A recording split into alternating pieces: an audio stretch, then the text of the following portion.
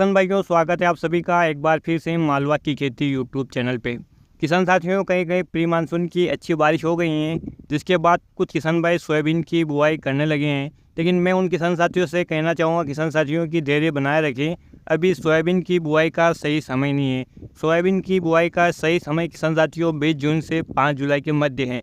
यदि इस समय सोयाबीन की बुआई हो जाती है तो जो आखिरी आपका परिणाम है, यानी जब भी आप फसल की हार्वेस्टिंग करते हो और उसका उत्पादन देखते हो, तो आपको अलग देखने को मिलेगा। क्योंकि समय से बोनी करने का किसान साथियों अलग ही फ़ायदा होता है। हमारे मालवी भाषा में एक कहावत है, टेम टेम कम मोती पाके। यानी जो भी काम जिस समय पे करना होता है उस समय किया जाए तो निश्चित रूप से उसका लाभ हमें अलग देखने को मिलता है। इसलिए धैर्य बनाए रखें। जब तक आपके क्षेत्र में 4 इंच बारिश न हो जाए और मानसून नियमित रूप से वर्षा न करने लगे, तब तक आपको सोयाबीन की बुआई नहीं करना है। किसान साथियों, सोयाबीन की बुआई से पहले हमें कुछ ऐसे कार्य करने हैं जो कि हमारी फसल की पैदावार में काफ़ी ज़्यादा इजाफा कर सकते हैं।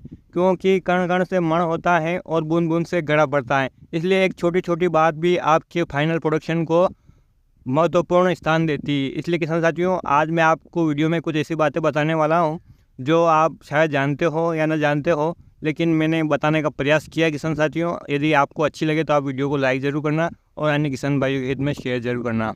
सबसे पहली बात है किसान साथियों, आपको खेत की तैयारी अच्छी तरह से कर लेना है। क्योंकि जितना खेत अच्छी तरह से तैयार होगा, उतना आपकी फसल का पैदावार आपको अलग देखने को मिलेगा। एक महत्वपूर्ण रोल होता है आपकी खेत की तैयारी का। किसान साथियों, यदि 3 वर्ष में आपने खेतों की गहरी जुताई नहीं करवाई है तो प्रति 3 वर्ष में आपको खेतों की गहरी जुताई करवाना है। जुताई के बाद आपको पाटा लगाना है। और यदि आप बेसल डोज के रूप में उर्वरक यदि आप ड्रिल के माध्यम से नहीं देना चाहते हैं, तो आप लास्ट जो कल्टीवेटर करते हैं, अपने खेत की जुताई करते हैं, उस समय आपको बेसल डोज डाल देना है। खेत की तैयारी के बाद किसान साथियों, वैरायटी का चयन महत्वपूर्ण होता है। जैसा कि किसान साथियों मैंने आपको बता रखा है कि अलग अलग क्षेत्रों की जलवायु के हिसाब से कृषि वैज्ञानिकों ने अलग अलग प्रकार की वैरायटी को रिकमेंडेड किया है। यदि हम अधिक लालच में या सोशल मीडिया के माध्यम से किसी वैरायटी के बारे में जानते हैं जो अन्य क्षेत्र में अधिक उत्पादन दे रही है और उसे अपने क्षेत्र में लगाए गए, तो निश्चित रूप से उस वैरायटी से हमें हानि उठाने को मिल सकती है। कभी कभी किसान साथियों, कोई वैरायटी अफवाह स्वरूप इस तैयार हो जाती है और अच्छा परिणाम भी दे देती है, लेकिन वो हमेशा अच्छा परिणाम देगी ऐसा ज़रूरी नहीं है। एक उदाहरण के द्वारा मैं आपको समझाऊं तो किसान साथियों, KDS 726, जिसे फूले संगम के नाम से भी जाना जाता है, यह वैरायटी महाराष्ट्र के लिए रिकमेंडेड है और दक्षिणी क्षेत्र के लिए रिकमेंडेड है। लेकिन कुछ किसान भाई इसे मध्य प्रदेश में भी लगाते हैं। लेकिन किसान साथियों, ये वैरायटी मध्य प्रदेश के लिए बिल्कुल भी अनुकूल नहीं है। यहाँ की जलवायु और महाराष्ट्र की जलवायु में काफ़ी अंतर है। परिणाम स्वरूप आप यदि इसे मध्य प्रदेश में लगाते हैं तो इसमें रोगों और कीटों का जो आक्रमण है वो भी ज़्यादा होता है। साथ ही ये फसल पकने में ज़्यादा समय लेती है। इसका जो टाइम पीरियड है किसान साथियों, महाराष्ट्र में 105 से 103 दिन का समय लेती है ये फसल हार्वेस्ट होने में। लेकिन यदि मध्य प्रदेश में बात करें तो ये 120 से 125-30 दिन तक जा सकती है। परिणाम ये होता है कि तब तक मानसून मध्य प्रदेश से अलविदा हो चुका होता है। यानी मानसून मध्य प्रदेश में लगभग 100 दिनों के आसपास तक सक्रिय रहता है, उसके बाद चला जाता है। और ये जो फसल है 125 से 130 दिन में हार्वेस्ट के आसपास होती है। तो जब आपकी फसल में फलियाँ आएगी तब तक मानसून चला जाएगा और तापमान भी काफ़ी बढ़ चुका होगा, जिसके कारण आपकी खड़ी फसल सूख जाएगी, दाने पूरी तरह से नहीं भरेंगे। परिणाम स्वरूप आपका उत्पादन काफ़ी कम आएगा और आपकी लागत कीटों और रोगों पर अधिक आएगी, जिसके परिणाम स्वरूप ये वैरायटी पूरी तरह से फेल हो जाएगी। कभी कभी अपवाद स्वरूप ये वैरायटी अच्छा उत्पादन दे देती है, लेकिन हमेशा ये अच्छा उत्पादन देगी आपको मध्य प्रदेश में ऐसा ज़रूरी नहीं। इसलिए आप हमेशा अपने क्षेत्र के हिसाब से ही वैरायटी का चयन करें। साथियों, वैरायटी का चयन करने के बाद आपको उसका अंकुरण टेस्ट कर लेना है।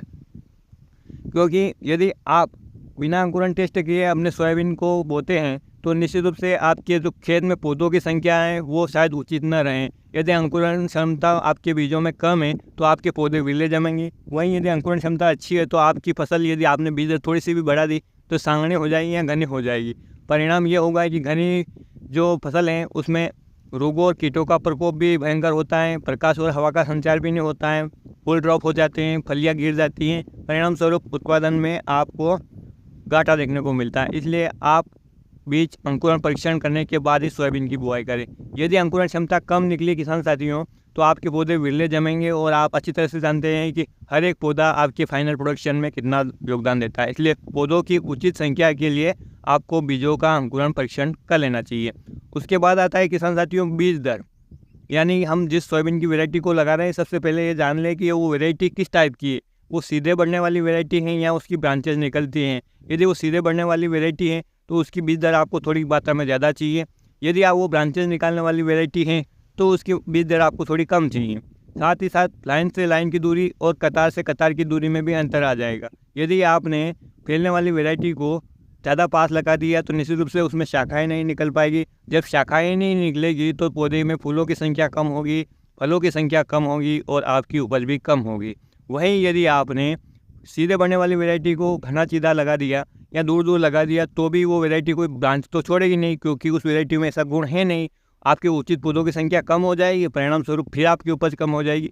इसलिए जब भी आप वैरायटी का चयन कर रहे हैं तो पहले यह ध्यान रखिए कि वो फैलने वाली वैरायटी है या सीधे बढ़ने वाली वैरायटी, उस हिसाब से उसका बीज दर आप सेट करें।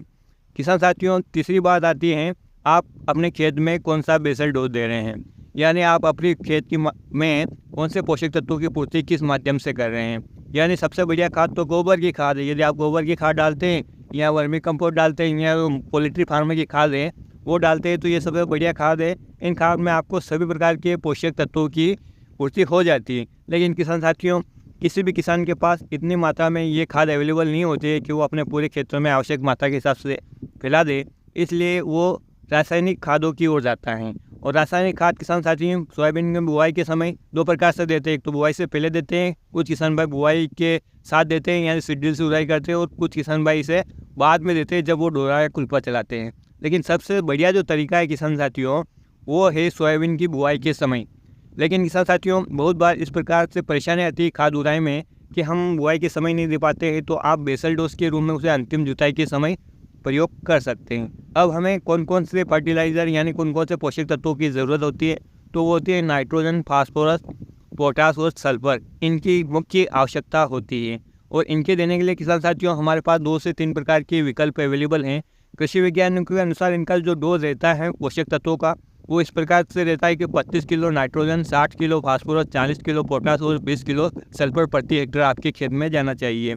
इसके लिए किसान साथियों यदि हम मिश्रित उर्वरक लेते हैं, जैसे NPK 12-32-16 रेशियो वाला NPK लेते हैं, तो इसे की 200 किलोग्राम मात्रा हमको चाहिए, जिसमें नाइट्रोजन, फास्फोरस, पोटास की पूर्ति हो जाएगी।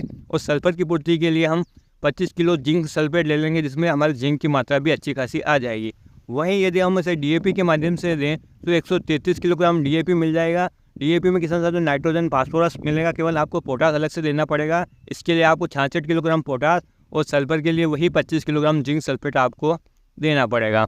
अब बात कर लेते हैं किसान साथियों बुआई के तरीके की। बुआई के तरीके जैसा कि आप जानते हैं कि अलग अलग क्षेत्रों में अलग अलग प्रचलित हैं, लेकिन सभी तरफ सीड ड्रिल से सोयाबीन की बुआई की जाती है। कहीं कहीं पर अब जो नवयुवा किसान हैं रेज बेड पद्धति या चौड़ी क्यारी पद्धति से भी सोयाबीन की बुआई करने लगे हैं। इसमें किसान साथियों को भी फायदे हैं कि यदि अधिक बारिश होती है तो भी उनकी फसल में जो गलन की समस्या है वो नहीं आती है, क्योंकि अतिरिक्त पानी निकल कर नीचे चला जाता है, नालियों में बह जाता है। वहीं जब सूखे की समस्या आती है तो इन नालियों के माध्यम से वो सिंचाई कर देते हैं।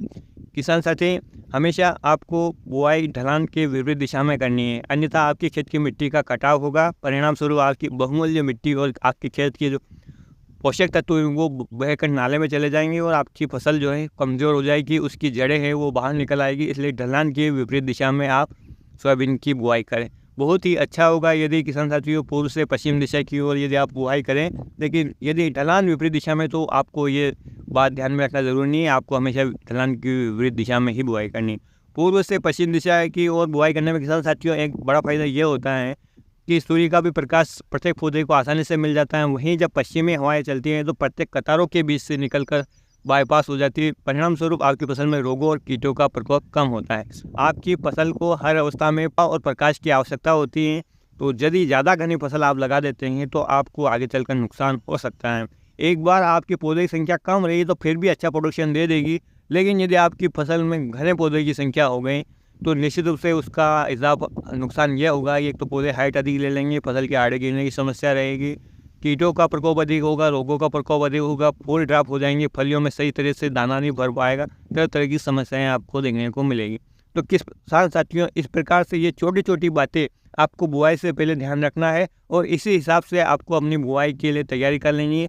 समय आने पर आपको सोयाबीन की बुआई करनी है। जब तक 4 इंच बारिश ना हो जाए या नियमित रूप से मानसून की बरसात ना हो जाए तब तक आप सोयाबीन की बुआई ना करें। यदि ज़्यादा लेट बारिश होती है, मानसून बहुत लेट हो जाता है, तो आप फिर देर से पकने वाली वैरायटियों की बुआई ना करते हुए शीघ्र पकने वाली वैरायटी की ओर जा सकते हैं। तो किसान साथियों, आज की वीडियो में इतनी जानकारी थी। उम्मीद करूँगा कि ये जानकारी आपको पसंद आएगी। इन जानकारियों को यदि आप फॉलो करते हैं तो निश्चित रूप से किसान साथियों आपकी उपज है वो आपको अलग देखने को मिलेगी। कई बार हम सब कुछ जानबूझकर भी ऐसी गलतियां कर लेते हैं और बाद में हम वैरायटी को दोष देते हैं या मौसम को दोष देते हैं, तो ऐसा बिल्कुल नहीं है। आपकी फसल सही तरीके से जम जाए उसके बाद भी आपको उसकी जब तक हार्वेस्टिंग नहीं हो जाए, जितना आपसे संभव हो उतनी केयर करना है। किसान साथियों, सही समय पे रोगों का नियंत्रण, सही समय पे कीटों का नियंत्रण, सही समय पे खरपतवार नियंत्रण, प्रत्येक शस्त्र क्रिया आपको सही समय पे करनी है। समय का बड़ा महत्व है किसान साथियों। समय चूक जाने के बाद यदि आप कोई खर्चा करते भी तो वो फिर बेकार, उसका कोई फ़ायदा मिलने वाला नहीं। इसलिए इस बात को ध्यान रखते हुए आप सोयाबीन की बुआई निश्चित समय पे करेंगे। आने वाला वर्ष आपके लिए अच्छा उत्पादन लेकर आए आपकी फसल का, और आपका भविष्य उज्ज्वलमय हो। इसी शुभकामनाओं के साथ किसान साथियों आज का वीडियो समाप्त करते हैं। फिर मिलते हैं नए वीडियो में एक नई जानकारी के साथ। तब तक के लिए ख्याल रखना आप अपना, अपने परिवार, अपने पशुधन का। वीडियो देखने के लिए आपका बहुत बहुत धन्यवाद। जय हिंद, जय जवान, जय किसान।